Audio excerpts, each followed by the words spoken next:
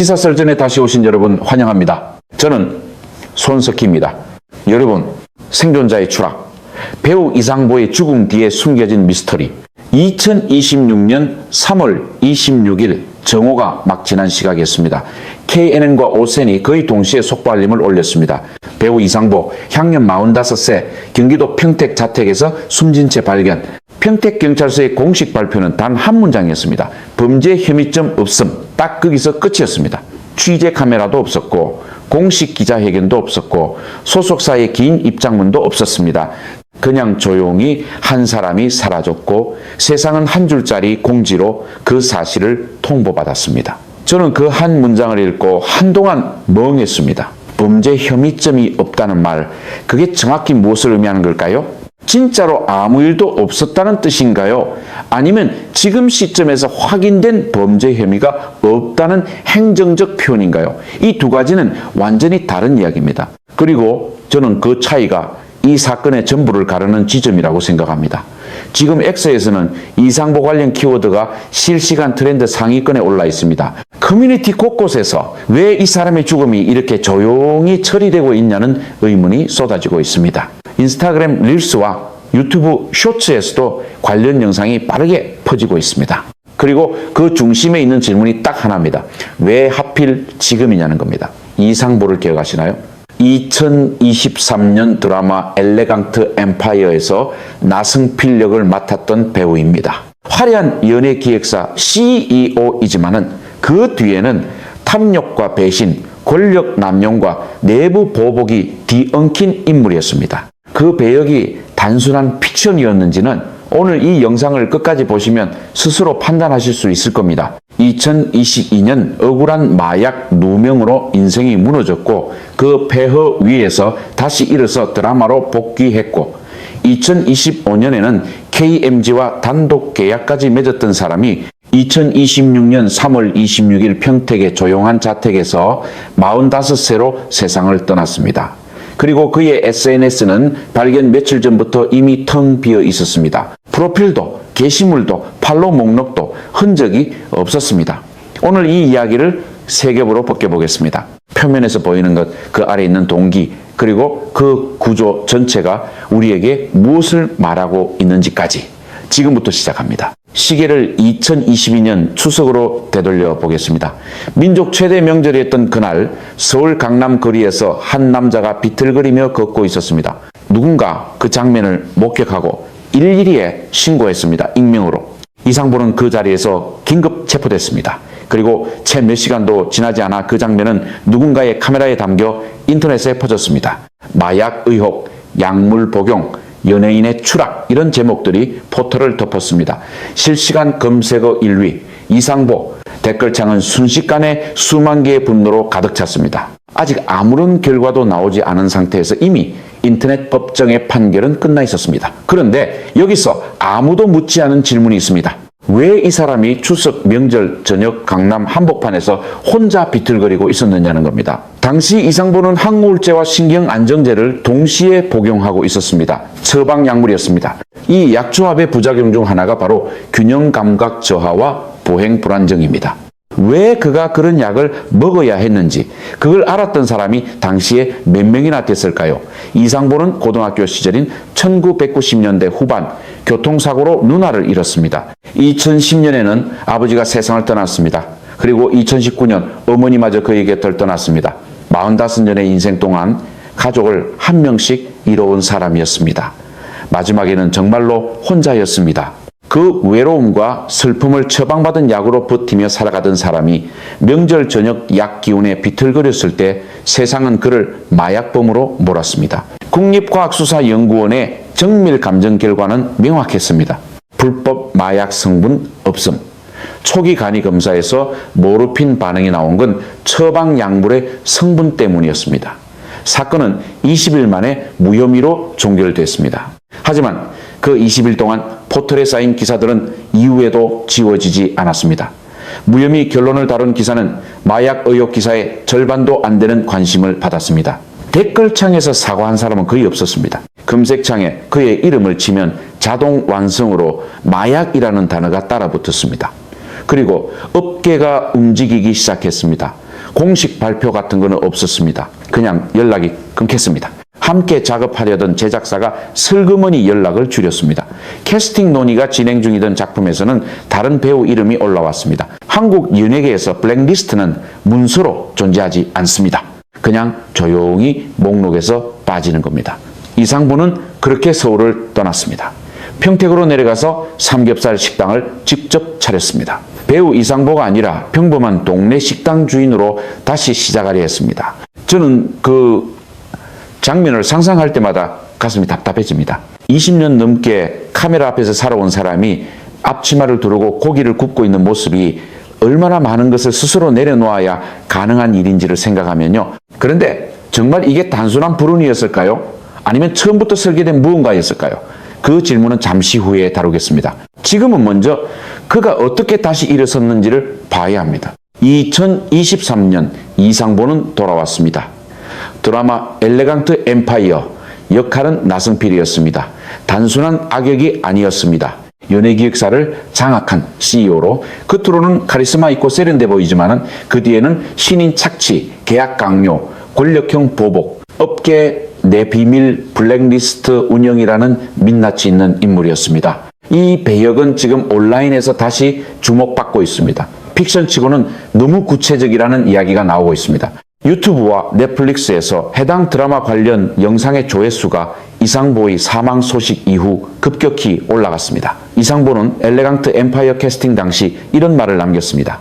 이 역할을 통해 편견을 뒤집고 싶었습니다. 그 일을 모두가 잊어줬으면 했습니다. 이 짧은 문장 안에 얼마나 많은 것이 압축되어 있는지 지금 다시 읽으면 숨이 막힙니다. 무혐의 판정을 받고 드라마에 복귀하고 언론에 긍정적인 기사가 몇 개 나오면 세상은 그 사람이 완전히 회복된 것처럼 봅니다. 그게 우리가 연예인을 대하는 방식입니다.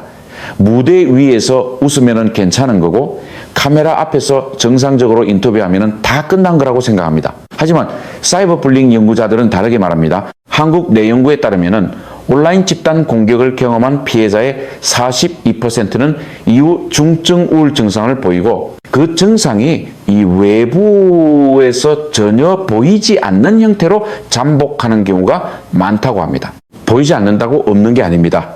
그리고 한국 연예계처럼 항상 시선에 노출되고 이미지로 생계를 유지하며 언제 또 다른 마녀 사냥이 시작될지 모르는 환경에서의 PTSD는 일반 직장인이 겪는 것과 차원이 다릅니다. 베르테르 효과라는 개념을 아실 겁니다. 유명인의 자살 이후 유사한 사망이 연속으로 발생하는 현상입니다. 한국 연예계에서 이 효과는 통계적으로 자살 위험을 20에서 30%까지 끌어올리는 것으로 분석됩니다. 이상보가 활동하던 시기에도 동료 연예인들의 안타까운 소식이 반복됐습니다. 그 소식들이 그에게 어떻게 쌓였을지 우리는 알 수 없습니다. 그는 말하지 않았으니까요. 2025년 그는 KMG와 단독 계약을 맺었습니다. 새로운 시작처럼 보였습니다.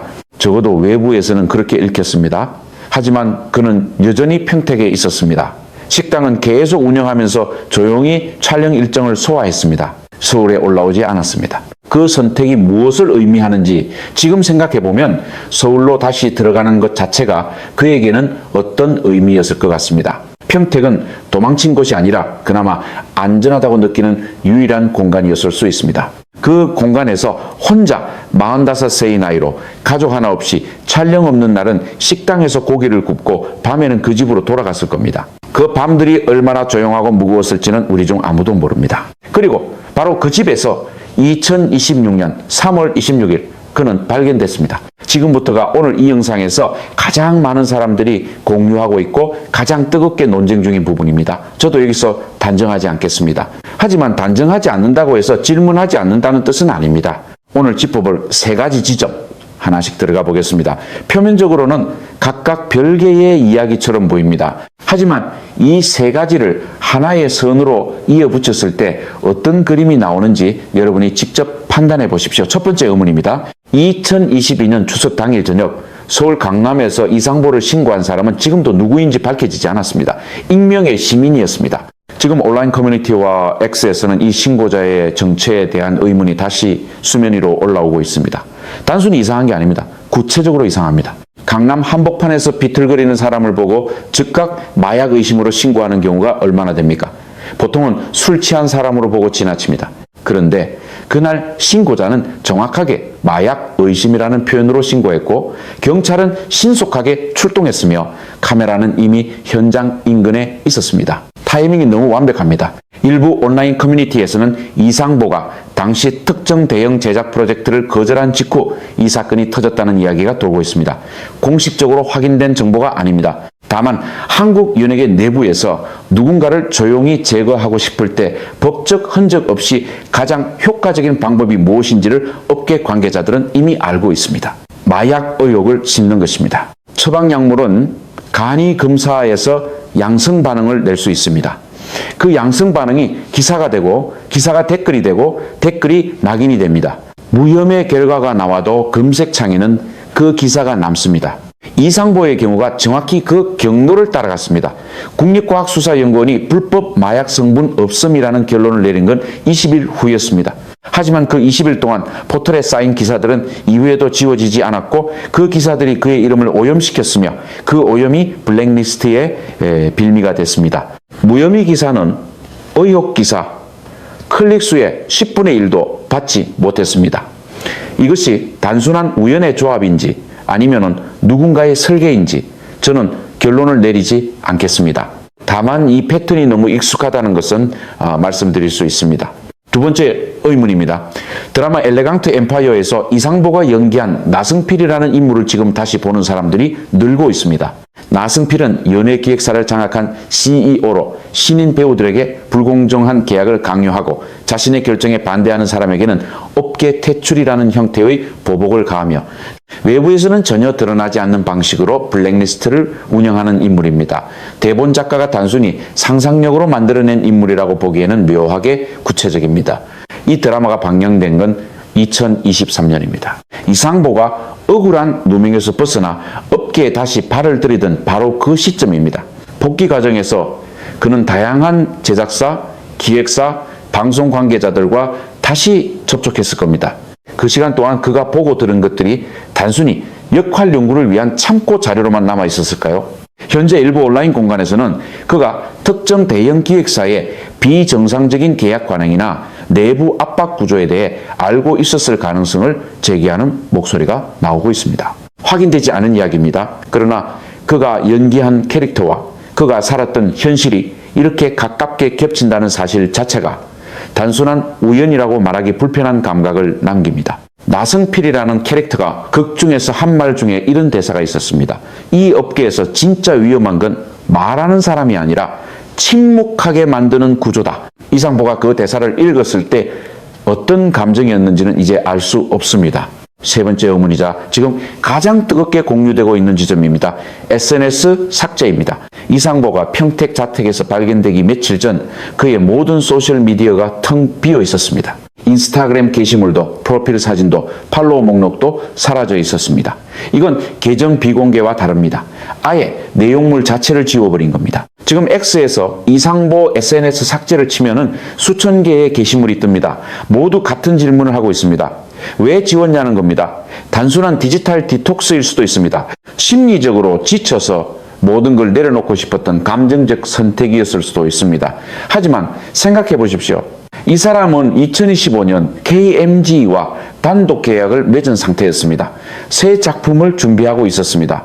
평택에서 식당도 운영하고 있었습니다. 앞으로 해야 할 일이 있는 사람이 왜 모든 디지털 흔적을 지웠을까요?